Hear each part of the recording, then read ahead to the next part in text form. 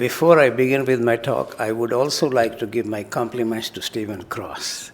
In fact, I probably wouldn't be here if it were not for his own invitation to me at one stage and very much kindly inviting me.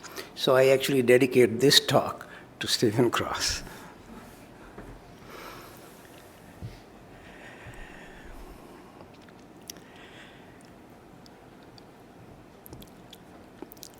I personally feel that there are wonderful scriptures and the teachings of the sages we can find everywhere. But none of this can really have any significant effect on our life until we actually ask, how does this apply to me? Whatever we read, there are wonderful things said by the Buddha or by Christ, but how do I relate with this? So keep that background in mind, and let me therefore begin by first of all saying just one simple fact. For me, if I can keep coming back to this, it actually has an enormous effect on my life.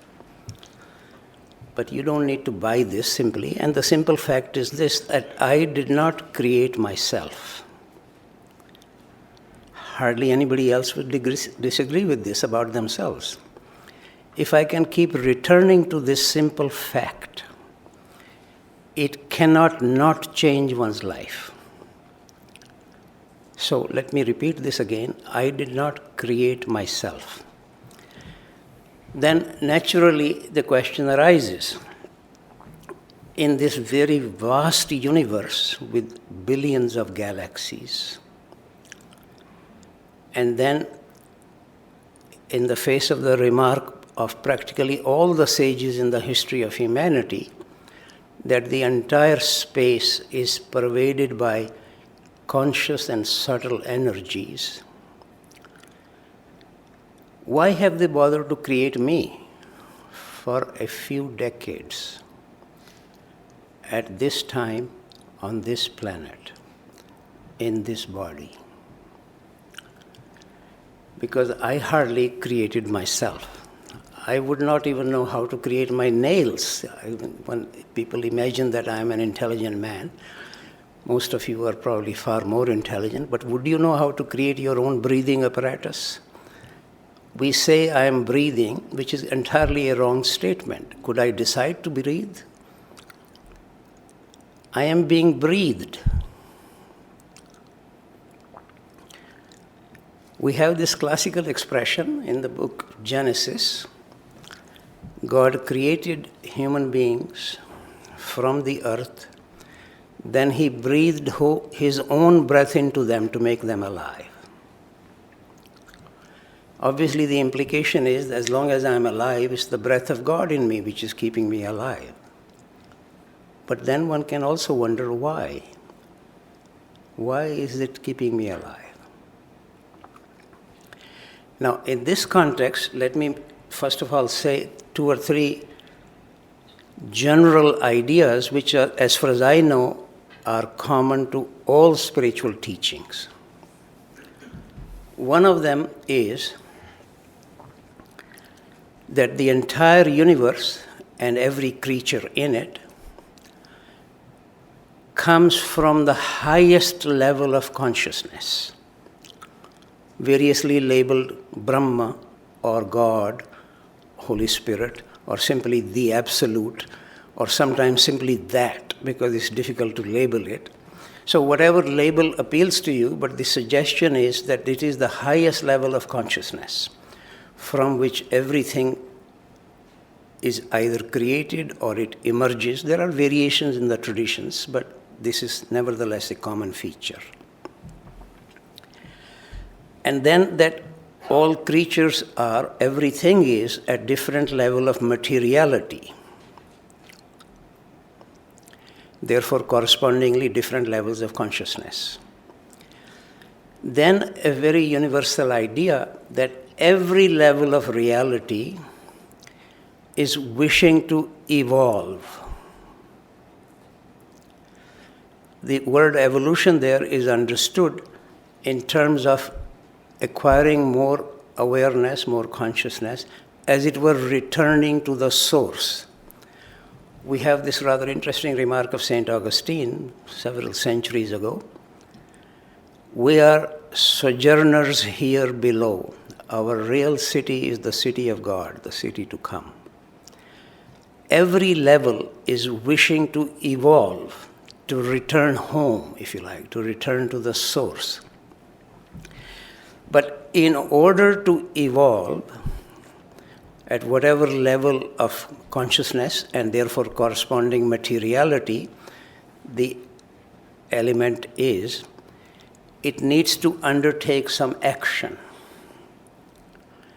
Because of this classical idea, here I am more or less quoting Ishwar Krishna, the putative author of Sankhyakarika, that the spirit without the body is lame, but the body without the spirit is blind. I'm using the word body here, but it includes what we ordinarily call mind. Just a quick reminder, for example, we have in the Gospel of John, the Word became flesh. There is no suggestion that it became just a hunk of meat. Obviously, it became a living creature, living human being, including mind and emotional factors. So the word body gets used just for simplicity, or the word flesh could be used, but it includes the whole living organism. So then the suggestion is, what follows from that this particle of divinity or the breath of God or whatever level of consciousness needs a body for its purposes so that it can evolve. The implication of that is that the soul needs a body. It's not that the body has somehow acquired a soul. We need to be very clear about it. Which is the reason why all religious teachings say in one way or the other that the death of the body is not the death of the person. The implication being that the person is somehow other than the body. Whether, as I said again and again, that we can hear or read all of these wonderful remarks from the sages or from the scriptures, but we always need to ask, how does it actually apply to me? Do I have a soul? What is it saying? How does it manifest? What does it require my body-mind to do? Why has it taken on this body-mind? Here I would like to make another general remark, a distinction between two words, soul and spirit.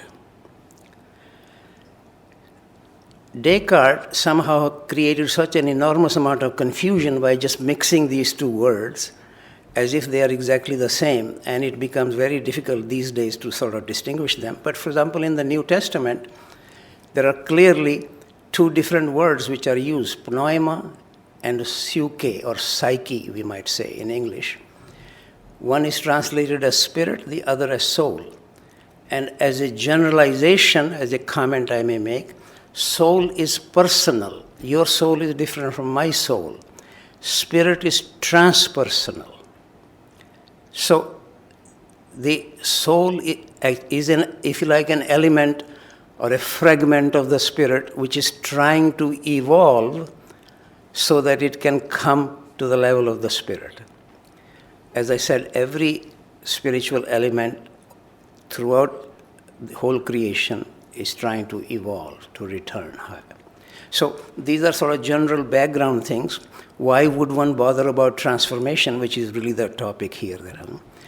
Because if there is one single lesson that at least I find in all the scriptures, all the teachings of all the sages, it is this, that as long as I remain the way I am, I cannot come to the truth or to God or to the real, whatever other expression you wish to use. Because a radical transformation is recommended by all the sages. Why? For the simple reason that otherwise I am identifying myself with my body and mind, and all my desires and fears are driven by that. All my life is therefore led by that. It's a very simple illustration.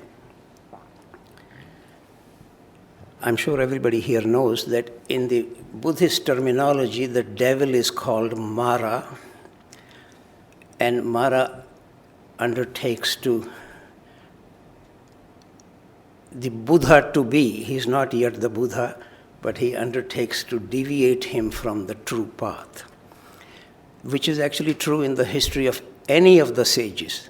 Christ was also tempted by the devil, or anybody who has ever bothered to describe their journey. Until we are certified by the devil, we cannot come to God. So therefore it's a good idea, first of all, not to be against the devil, because he'll fail us. One needs to be very friendly with the devil.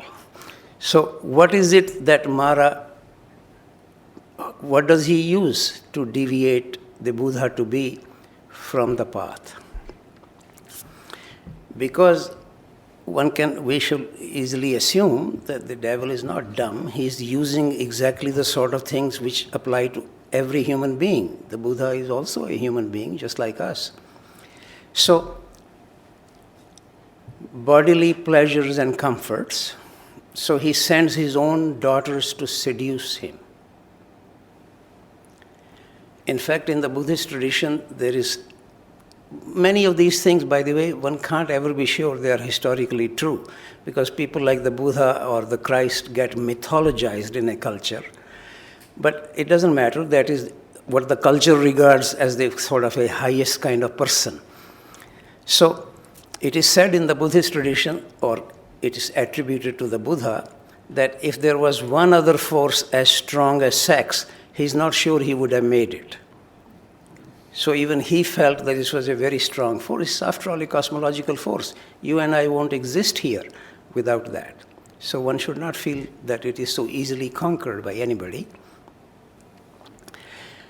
But then that does not succeed. So then Mara says, I will turn this mountain into a mountain of gold. I don't know about you. I'm sure in my own case, just £1 million will do. But as I said earlier also, please apply everything that is said by anybody. If it speaks to you, how does it actually apply to me?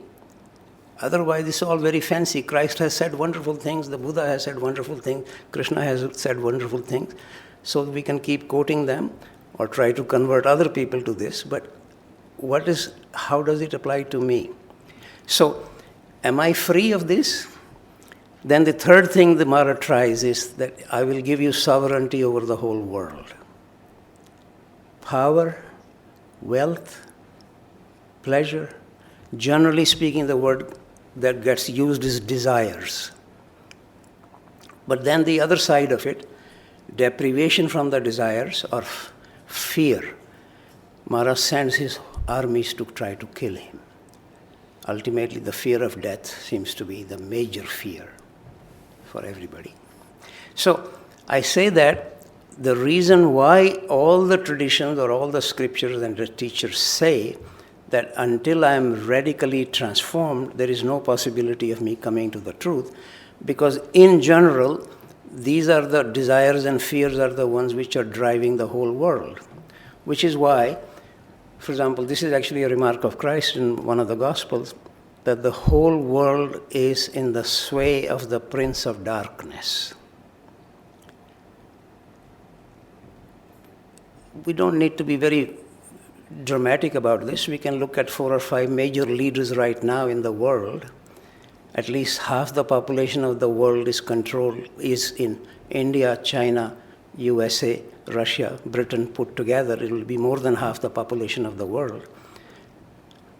I don't need to name the leaders in these 5 countries. They are running the world. And if one really imagines that this is being run from any kind of spiritual integrity or wisdom, we'll just have to look at the news again, if that is your conviction.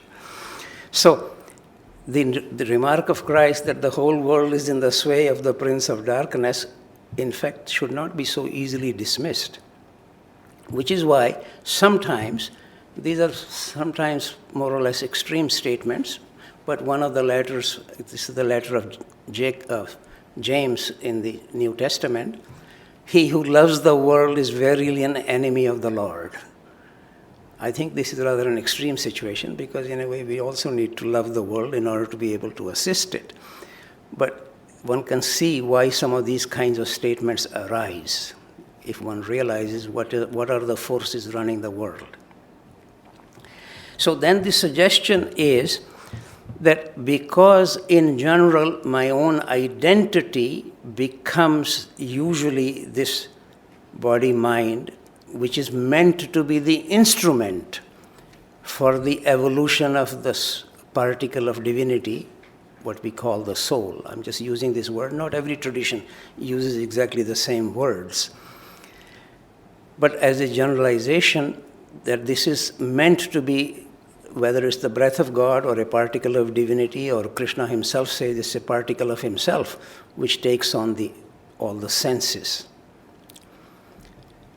So then the requirement for transformation, in fact, really basically arises from this. First of all, a whole shift of my identity. What am I identified with? Am I the instrument for the evolution of this particle of divinity? Or am I by that everything is to serve this so-called body-mind?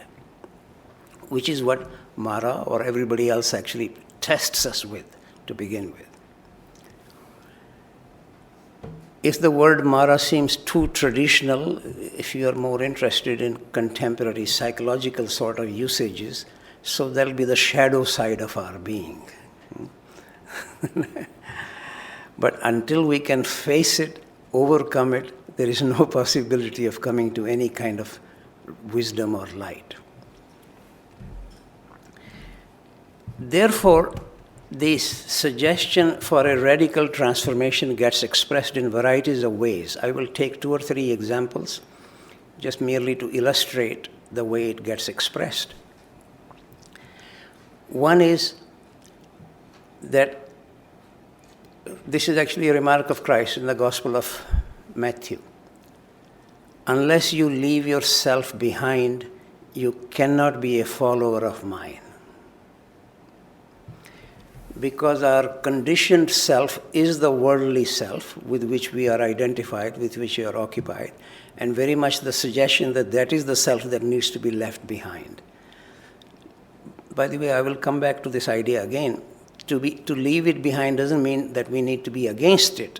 It's more a question of, am I actually in fact using this as an instrument? I don't need to be against the instrument. So leaving behind needs to be understood in a certain context. But that is an explicit remark of Christ. Unless you leave yourself behind, you cannot be a follower of mine. The same idea is expressed sometimes much more stridently by saying, unless you die to yourself, unless you die to the world. Varieties of ways of saying this. Or another way it is expressed is very old text in India, Shatapath Brahman. I'm more or less quoting it from that. Namely, when a person comes to the sun door, he will hear, who is it? If the answer is anything other than nobody, he may not enter. So the call very much is to become a nobody, which is easier said than done. But literally, by the way, this is what the word Tathagat means, which is the reference.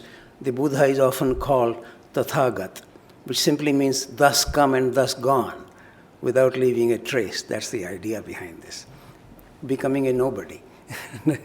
It's easier said than done. This is the reason I am saying again and again, we have all these classical teachings always requiring such a radical transformation that it is called like being born again. This is the expression of Christ, as you probably all know here. Nicodemus, who is a member of the Jewish council, which is actually the one which ultimately condemned him to be crucified, that was a majority decision. Not everybody on that council voted for this. In fact, after the death of Christ, his disciples were not even around to take care of the body. There were 2 members of the Jewish council which took care of the body, including Nicodemus and the Joseph of Arimathea.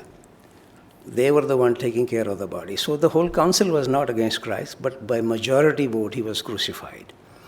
So the reason I am mentioning this, because there was a general suspicion in the council whether Christ is bringing havoc or revolution and should be controlled. So for Nicodemus to go to ask him for spiritual advice is almost like a cardinal in the Vatican going to the Dalai Lama for spiritual advice. So he has to sneak out in the middle of the night, which is exactly what he does. So the very first thing he asks, how may I enter the kingdom of heaven? And this is where we get this expression of Christ, that such a radical transformation is required that you have to be born again, born of the Spirit, born from above. This is the full expression. People often stop at being born again, but it's born of the Spirit. A very fundamental idea in every teaching that naturally we are all born of the flesh, but that a second birth is required, which is being born of the Spirit. And until that second birth takes place, which requires a very radical transformation, that there is no possibility of us entering the heaven or the kingdom of God. So this notion is, I can give you parallel examples from Hindu tradition or the Buddhist tradition, but more or less looking at people here, thinking most of you have a Judeo-Christian background, so I'm intentionally giving references from there, more references from there. So the suggestion that a radical transformation is needed, and of course, one sometimes takes, even Nicodemus, by the way, literally means in Greek, ruler of men, and he's member of the council, so obviously he's educated, intelligent man, but even he takes it literally and actually asks, how can an old man like me re-enter the womb of his mother to be born again? You see, this notion of taking things literally is very common. For example, I sometimes am very surprised, our very sensitive, intelligent scientists wonder, well, if there is soul, how much does it weigh? What does it look like? Which is exactly taking it so literally, just like Nicodemus says, how can I be born again and re-enter the womb of my mother? So then the question arises, what is the journey of transformation? First of all, I should remind you that not everybody is even struck by this kind of inquiry or question that why do I exist? But it is true, throughout human history, in every culture, there have been some people, always very few, let me keep reminding you, extremely few people who are in fact troubled by questions like this. And then an occasional person comes to some clear realization based on their own experience. Then the neighboring people find it so extraordinary or so unusual that it can't be just an ordinary human being. He must be half God, half man, or son of God, or incarnation of God. These are the varieties of expressions naturally get used simply because it is so uncommon for somebody to undergo such a completely radical transformation and to really come to absolutely remarkable truth of existence. And then, of course, the tendency is very common that we put them on a shrine, elevate them, and just begin to worship them so that we don't actually have to follow the practice of what they are teaching. At least in my own judgment, and I know some people therefore curse me for this, churches have done more harm to spiritual search than any other institution, because they simply want you to believe something and not to actually be searching something or following something. I hope I'm wrong, but sadly I don't actually feel this. But the fundamental requirement for any kind of serious search leading to any kind of possible transformation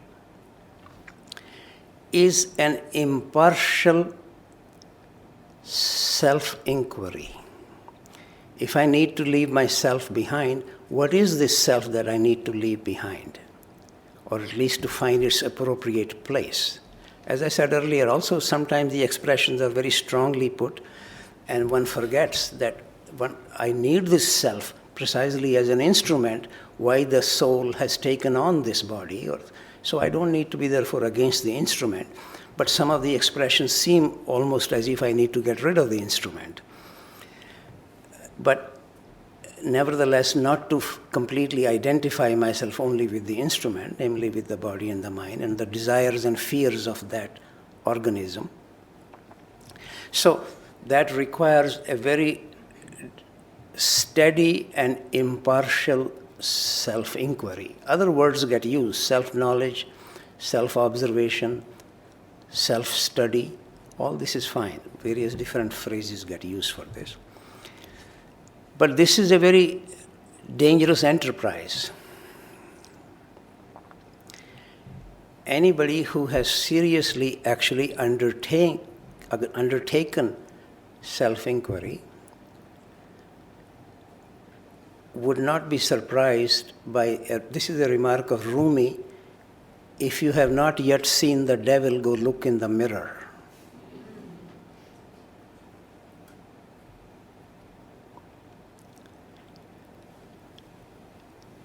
This is another fairly common idea in all teachings, so let me step back for a moment here. And the common idea is that in principle, the entire external universe can actually be mirrored inside us. Therefore, it's not that the devil is also not going to be mirrored inside me, if he exists. And maybe a slightly more comforting statement actually of the Buddha, in this very body you can discover all the demons and all the gods. Because we prefer to choose the gods, but the demons are also there and they all need to find their place. So, the reason I said that any serious self-inquiry is somewhat dangerous enterprise, because of two dangers that follow it often. One is despair. If I really begin to see myself impartially, it is impossible not to see some of these features which we cannot be happy about.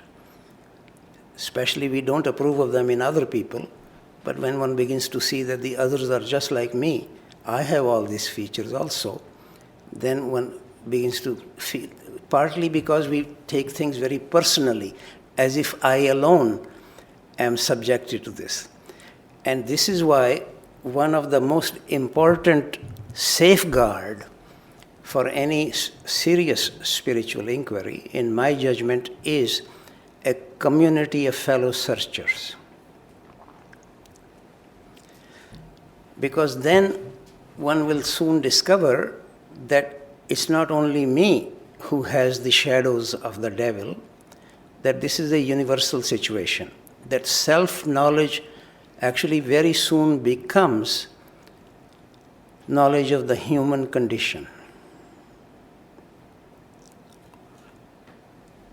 Initially, one may begin by something, where I was born, what my father did, etc., something very personal, very individual. But this is hardly anything to write home about. If one begins to take slightly more seriously, then one would discover that what I find about myself actually is true for almost everybody else. If we can in fact share this with fellow searchers. This is a very important requirement in my judgment to save oneself from falling into despair. Which is also the reason, if you look at any of the traditional monasteries, whether it's in Buddhism or Hinduism or in Christianity, in general, the novice monks are not allowed to be solitary monks. As it is said, especially this is more a Christian language, that the devil bothers them more if they are solitary.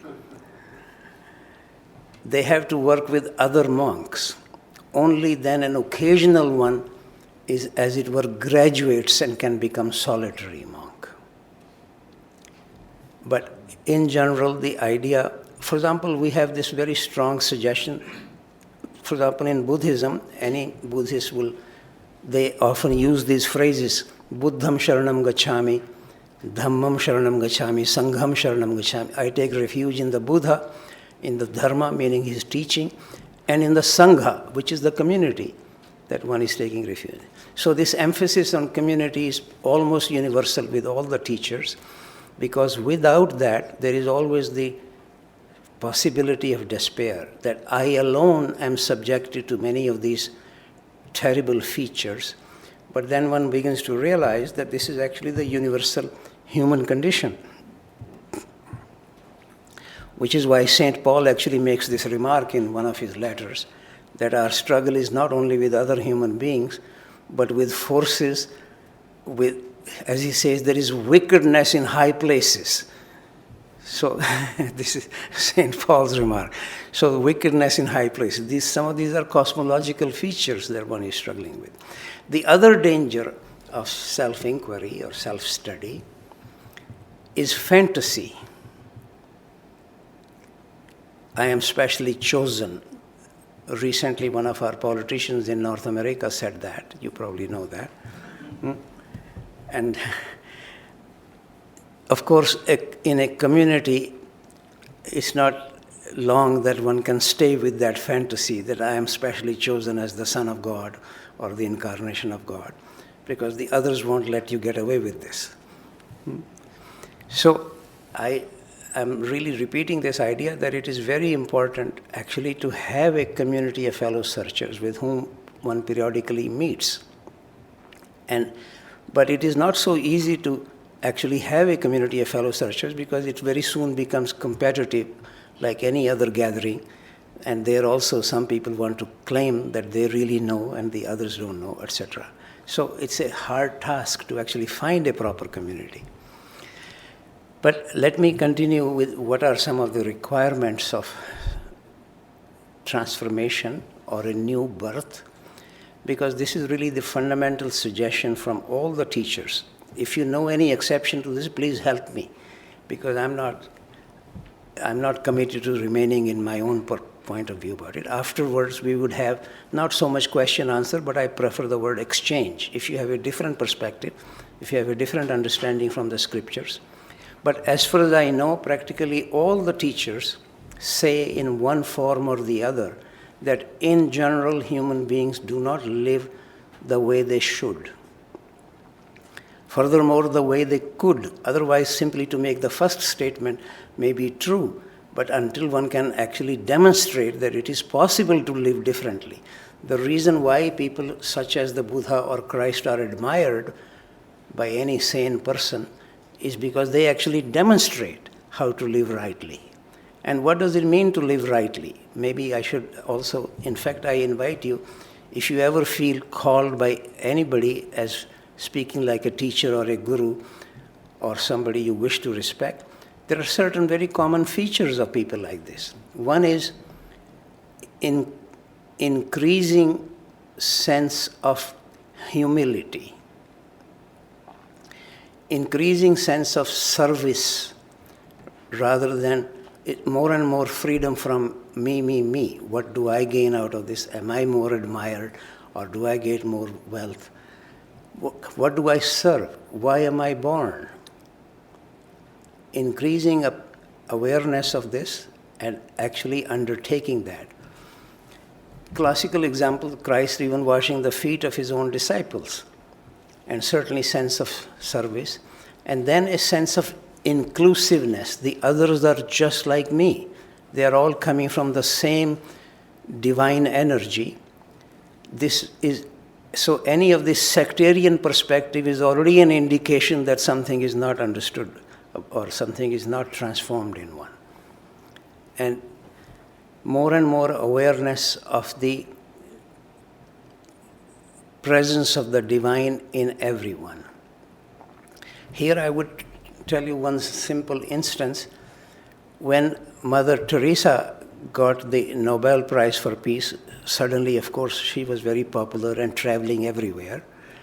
And she had also come to Canada, and she was being interviewed by a very highly regarded interviewer on Canadian Broadcasting Corporation, or CBC. In fact, I still even know his name. And he was known to be a very good interviewer. So he started initially by saying, "Well, mother, you must love the poor." And he practically fell off his chair because she said, "No, I don't love the poor." He couldn't really believe this. Then he said, "But you spend all your time and energy doing this." She says, "I love the Christ in them." She says, "There is nothing special about the poor or the rich. Why should they be loved? But to see the Christ in them, that is what she loves." So I remind you of this, that this is actually part of the indication of somebody who is in fact a little bit transformed, a little bit evolved.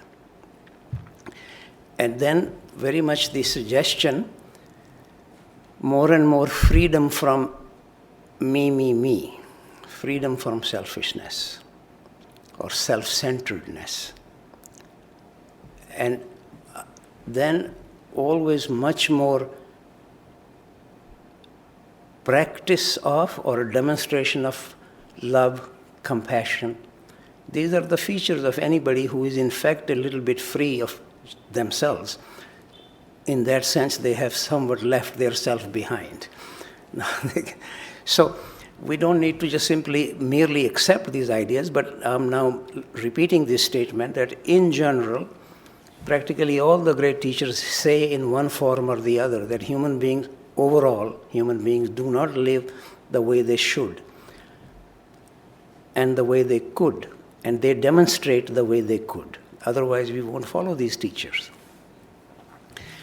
And very strong suggestion, which is implied by their remarks. For example, just to take specific phraseology, a Christian sage may say people live in sin, but they could live in the grace of God. A Buddhist might say people live as if asleep, but they could wake up, which is literally what the word Buddha means, one who is awake. The implication is the rest of us are not so awake. Or a Vedantist might say people live in Maya or in illusion, but they could live in reality. So there are different ways of expressing it, but I'm making a very general statement that in general people do not live the way they should and the way they could. The could part comes simply because the teacher then is able to demonstrate this. I myself was very fortunate. I have met some very remarkable people in my life. And especially Krishnamurti and Madame de Salzman, whose name was mentioned by my introducer here. In fact, I had heard them so often, I could in fact complete their sentences. But why would I go again to meet them? Because they were not simply using the words, they were demonstrating a certain connection with reality. This is the only reason why one needs to respect them. Just quoting words, even I can quote these words, any fool can quote these words. But that doesn't make them true. This is one of our fundamental difficulty. Expression of truth is not the truth.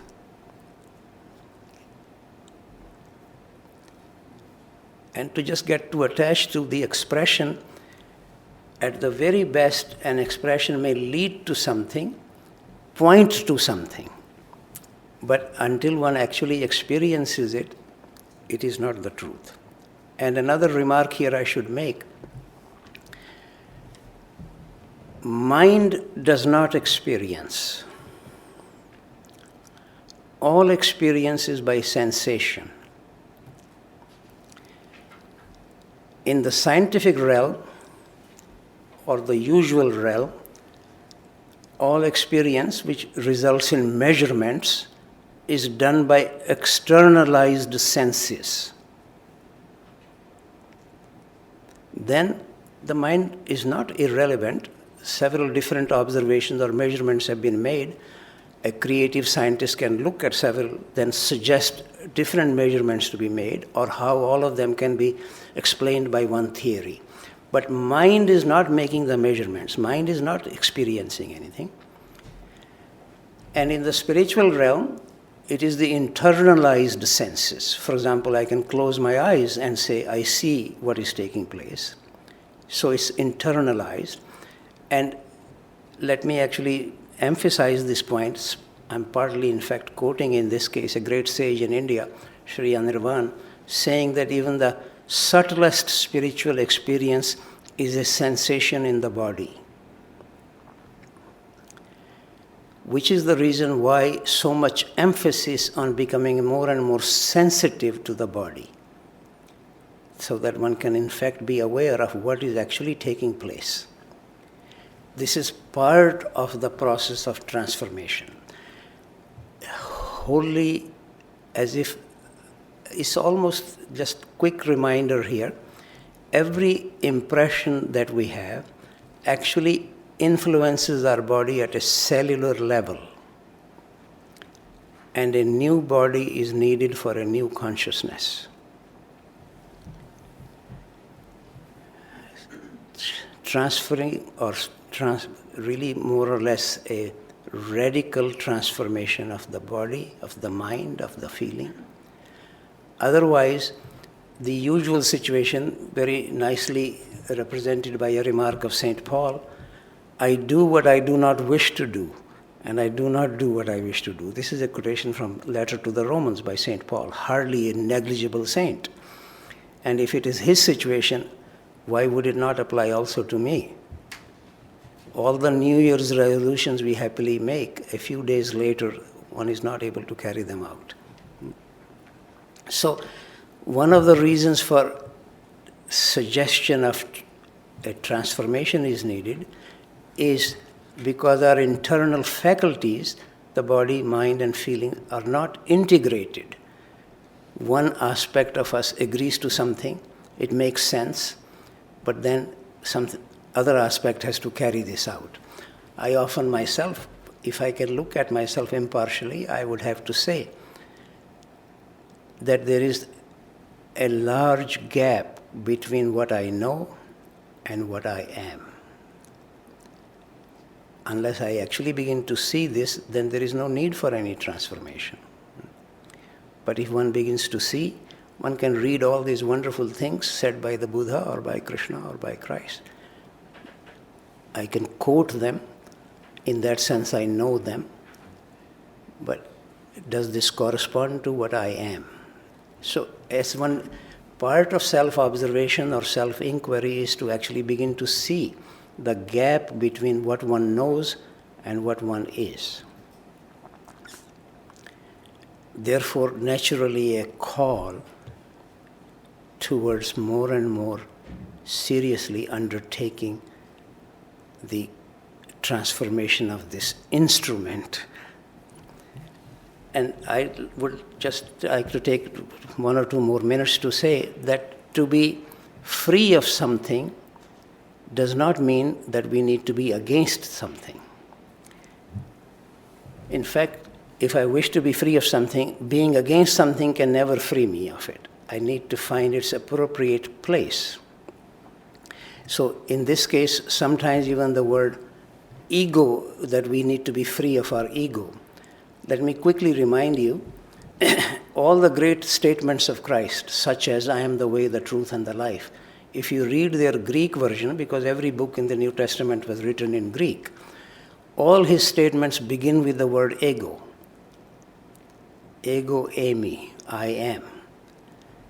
And ego has been now sort of more or less only the negative side of this is used here. If ego were actually translated as Atma, which will be completely correct translation, it would sound very juicy, because in India, Atma is given a whole very high place. So if we use the word self, maybe as a translation of this ego from Greek, then it is easier to see different levels of the self. I can be wholly self-occupied, self-centered, selfish. Or occasionally, even to my own surprise, I find that I end up occasionally being really quite free of myself. So there are many levels of this self. We don't need to be against the instrument. in fact, the instrument needs to be properly sharpened, properly taken care of, so that it can in fact serve why it has taken on this existence to begin with. So, I will very much invite any remarks or any, if you like, they can be questions, but personally I always believe nobody can really answer anybody's serious questions. Informational questions are easier to answer, but otherwise, any serious questions really has to be answered by oneself deep inside. And it becomes a quest. But feel free to nevertheless, if you like, to raise a question, or if you wish to make an alternative statement that doesn't, you don't have to agree with me, I am not committed to that idea at all. So, we have only about 20 minutes or 25 minutes for this.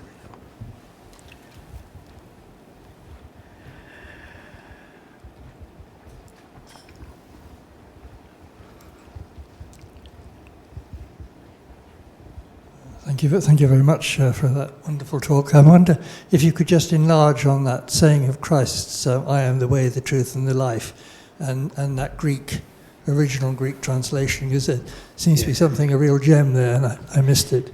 Now, you'll have to, because here you don't have access to some of these references, you'll have to take my word for it, but I can give you references, or you can read in my book the reference. What is the exact translation of his remark is, I am is the way, the truth, and the life. Not I am the way, I am is the way. And what does this I am come from? Let me remind you, in the book of Exodus, exactly if you wish to have the reference even, it's the 3rd chapter, 14th verse. Moses hears a voice, go tell the Pharaoh to let my people go. He says, who should I say has sent me? This is the first time the word is used. The answer is, go tell the Pharaoh that I am has sent you. I am is what becomes in Hebrew the expression for God. So what Christ is saying is, I am is the way, the truth, and the life. But it becomes so diminished by as if he's promoting himself. This is hardly the case with Christ. But let me also take another moment here. The very word Jesus, the Hebrew origin of that is Joshua, Yehoshua, which literally means Yahweh saves. That's the very name of Christ.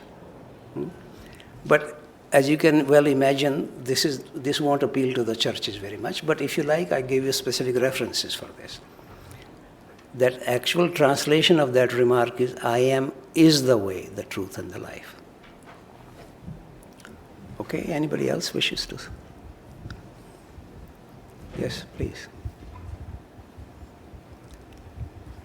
I ended up writing a whole book on this called The Yoga of the Christ, published in 1990, but it was translated into many languages. Many people, by the way, your Bishop of London here was very struck by this. He wrote to me saying that he's been teaching from this gospel for the last 20 years, but this came as a breath of fresh air.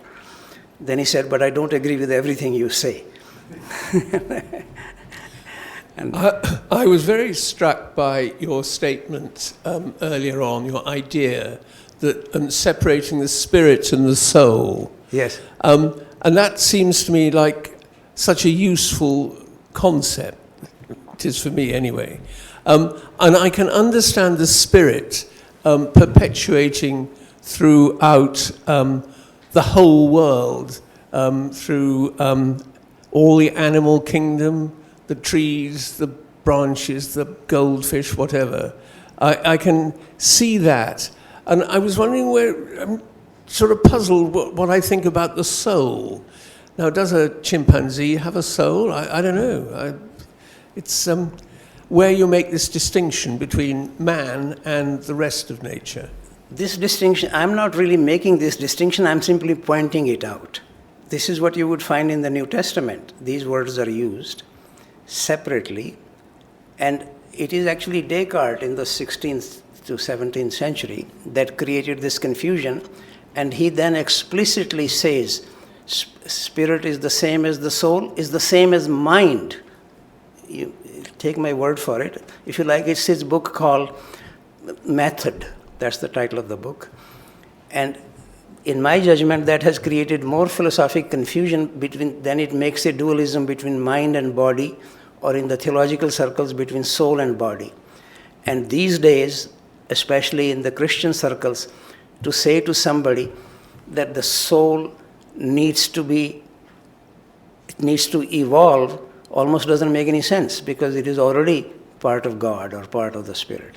Otherwise, the fundamental idea, maybe here, if you don't mind, I can give you a little quotation. This is from Plotinus.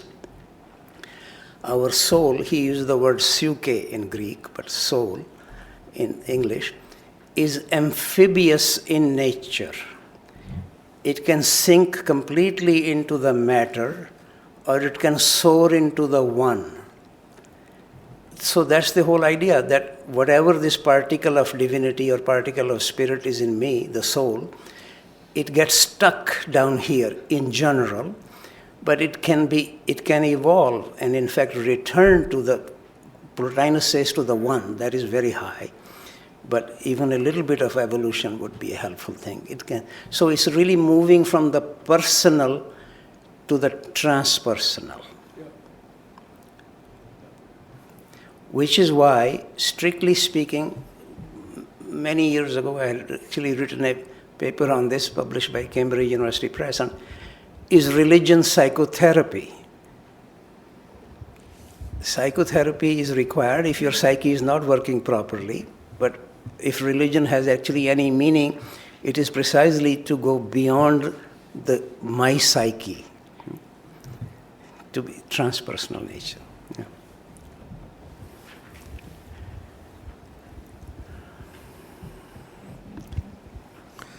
I do have a big question for you. Sorry, I didn't...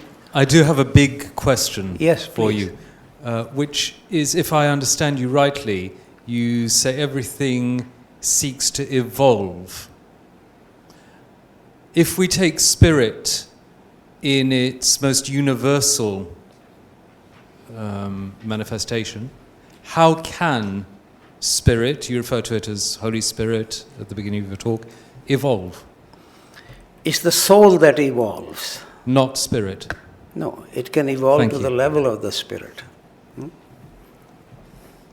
This is the reason I quoted Plotinus, that our soul is amphibious in nature.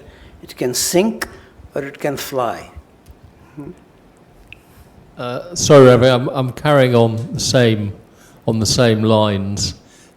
Could you talk a bit, because pneuma, which I think is the word used for spirit, Yes. and psyche for soul, what's the relationship between breath and spirit? Because I find this Yes. confusing in terms of a spiritual practice, which is often to do with breath. Let me make a rather a general statement. In practically, as far as I am aware, I have consulted several scholars, that in all ancient languages, Sanskrit, Chinese, Hebrew, Greek, the word for breath and for the spirit is either exactly the same or very close to each other. The word pneuma is a good example of this. And from which we get many words even in the English language.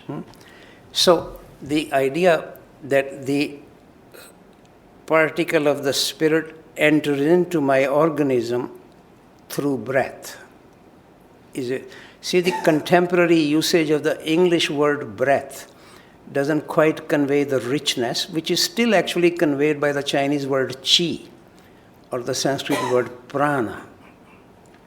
But the suggestion there with these classical expressions is that is how the spirit enters into my body, if you like.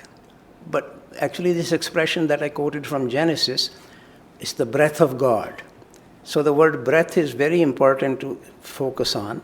And in fact, I highly recommend people to become more, if and when you are in any difficulty or trouble, becoming aware of your breath very much assists. So you could say spiritual practice is connecting the spiritual Yes. process which is happening Yes. in all of us. And very strong suggestion in many teachings, in contemporary times perhaps more emphasized by Guruji than by anybody else that I know. Namely, if I breathe with more awareness, then from the same air that everybody is breathing, I can take in subtler substances. But the implication is that there are subtler substances. It's not, or alchemical substances.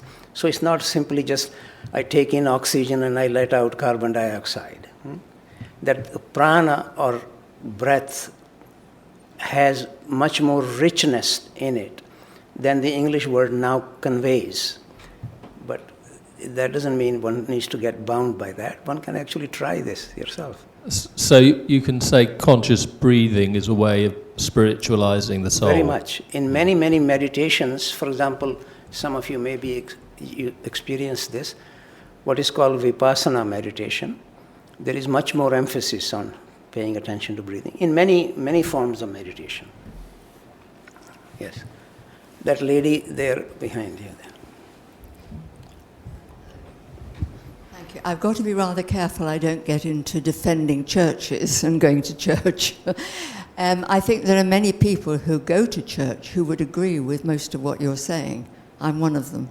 I think for me, going to church when I do go helps me to strengthen my spiritual practice. I'm a member of a meditation group, which is really important. I'm speaking there tomorrow, by the way. Sorry? I'm speaking to this meditation group tomorrow. Meditation. That sounds good.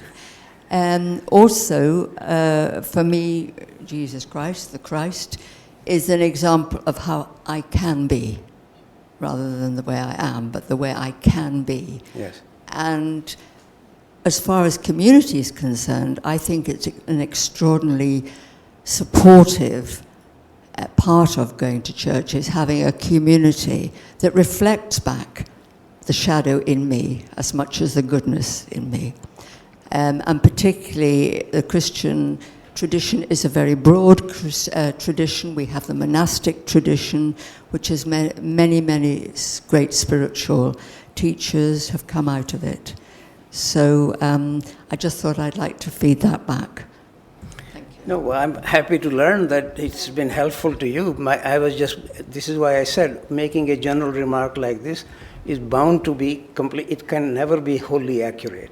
But just to remind you, in the name of the loving Christ, more Christians have been killed by other Christians in history than by anybody else. So it's always a good thing to keep in mind what goes on in the name of this, you see. Yeah. Yes, sir.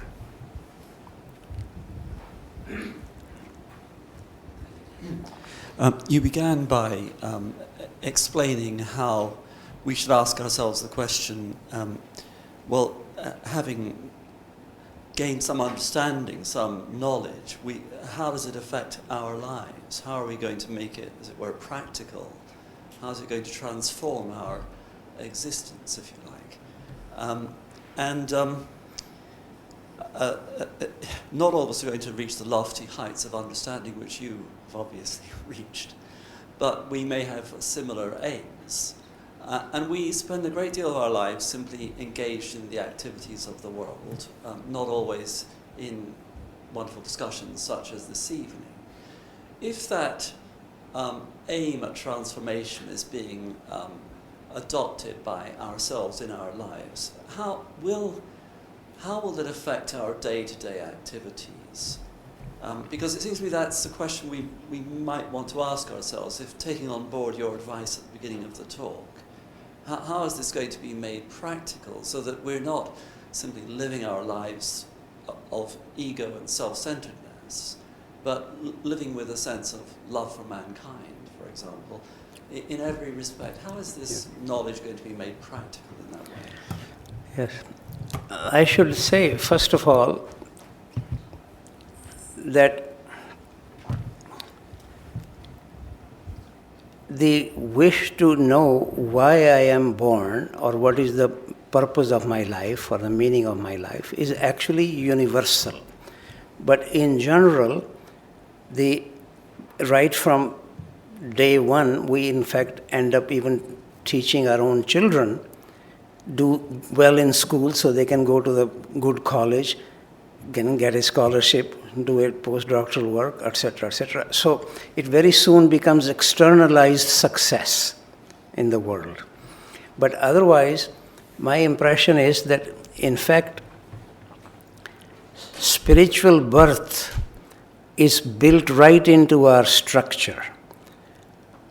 Just as usually about the age of 16 or so, we have puberty to be able to give fleshly birth.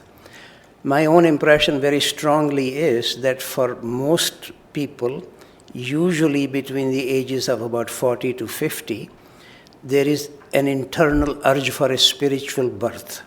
Unfortunately, it gets called midlife crisis. So that, maybe if you don't mind, I take this example, which was actually published. This is almost 30 years old. This is before Apple and Microsoft were the big companies. The biggest companies, at least in North America, were General Electric and General Motors. And there, one of the New York Times journalists, more or less like a spy, published this article, which is what I'm just giving you a summary of it, that some of their executives who were, as it were, having midlife crisis, so these companies had refreshment houses in the Bahamas, where they had some nice-looking young ladies refreshing them for a little while, so they can then come back and for another 2 or 3 years continue doing what they were now feeling, what am I doing in my life? See, usually questions like this begin to arise, especially for those people who can be a little free of their just material requirements. They begin to wonder, what is the point of all this wealth or all this success? But what I am suggesting to you, I have actually tried to invite a lot of psychologists to actually make a study of this, because you never come across this kind of expression, midlife crisis, in China or India, and traditionally actually nowhere. But this has now been made into a modern expression. So then you do something outrageous. You know, divorce your wife, find some young lady, or buy a car, fancy car, etc. But the notion of midlife crisis, I'm suggesting to you, is actually an inner urge for a spiritual birth. So this is not contrary to nature, that one has a wish for that. In fact, the classical text of Yoga Sutras specifically says that Prakriti, which is nature, is actually meant to serve Purusha. Purusha will be the spirit.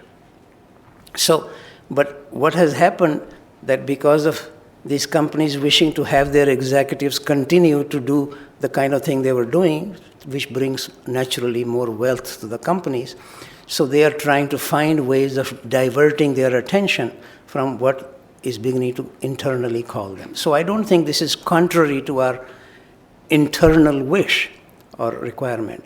But it is certainly true what you're saying, that one needs to see that this kind of wish for a spiritual development or an inner transformation or wishing to have a spiritual birth, there are varieties of expression. It obviously has implications in one's life. One may not be so committed anymore for worldly success, for example, which is why these companies were trying to interfere with this, you see. But it's also a question, at what stage does one say, enough is enough with this worldly success? That doesn't mean one needs to be against this. In fact, as I said even earlier, if I am against something, I can never be free of it. Similarly, about the question of the ego that I mentioned earlier. Here, maybe I will even tell you, if you don't mind, my own personal experience of this. This was many, many years ago, when I was working with my teacher, Madame de Salzman, quite closely. On one occasion, because I was specially struck by my own vanity you'll have to take my word for it, that I used to be even more vain than I now am. Because I realized that it is just a waste of time and energy, and that I gain absolutely nothing from this. So I raised this question to her, how can I be a little free of this? And I was absolutely startled by her response. She looked at me and she said, if you did not have vanity, what will you do? That all our activity, all our actions actually arise from the ego. And then she made this statement that ego is a good servant but a bad master. Because ego, who needs a servant who just wants to lie around doing nothing? Because ego also means more determination, more willingness to stay with something, to work hard, even to, if you like, to achieve something. That's all part of the ego. So why be against that? But if the ego begins to then run the whole household, make all the decisions, that's where the difficulty comes. So ego is a good servant, but a bad master. So there is, certainly I'm making no suggestion, and nor did any of the teachers that I have met, made the suggestion to be against the self or against the ego, but to find its place. Ego, or now using slightly more generally, my body, mind, all of it is intended to be the instrument. So there is no reason to be against the instrument. In fact, the instrument needs to be properly sharpened, taken care of, so that it can actually serve what it is intended to serve. But if I don't occasionally ask myself, what is it that I am intended to serve? Why am I here? What is the real meaning of my existence? These questions are not so easily answered, but I should make a general remark here, which is the so-called age of enlightenment is just about the wrongest expression for anything to do with enlightenment. Very much the emphasis that everything has to be figured out by the intellect. Therefore, music or painting or sculpture, poetry, none of this can lead to any truth. Only the scientific enterprise can lead to truth. You see, this was one of the consequences of this. However, even some of the very great scientists, whenever they describe how they actually came to their major discoveries, would tell you that often it was driven by intuition or by feeling. And here is a remark of Pascal, hardly a negligible scientist, saying, heart has reasons that reason does not know. That initially, if you read, for example, any of us can read many things in the Gospels or in the Bhagavad Gita, but not everything strikes us. Something touches our heart much more. So in fact, to take that seriously, why something touches my heart, that doesn't mean I can explain it so easily, but there is no harm in trying to understand this intellectually also. But that slightly relaxed, freer heart is actually the first indication of what really speaks to me. Then the mind can enter, try to understand it more, even to elaborate it more. So, if one is actually not willing to simply dismiss this because it is only to do with feeling, you read Newton, Einstein. In fact, I often remind people, if you were yourself to name, say, 7 greatest scientists in the history of the world, almost all of them you will find had deep spiritual quest. But somehow, it's the people usually who don't themselves do very much science somehow want to make it as if this is contrary to any spiritual practice. We need to stop, yes. One hardly begins. Thank you.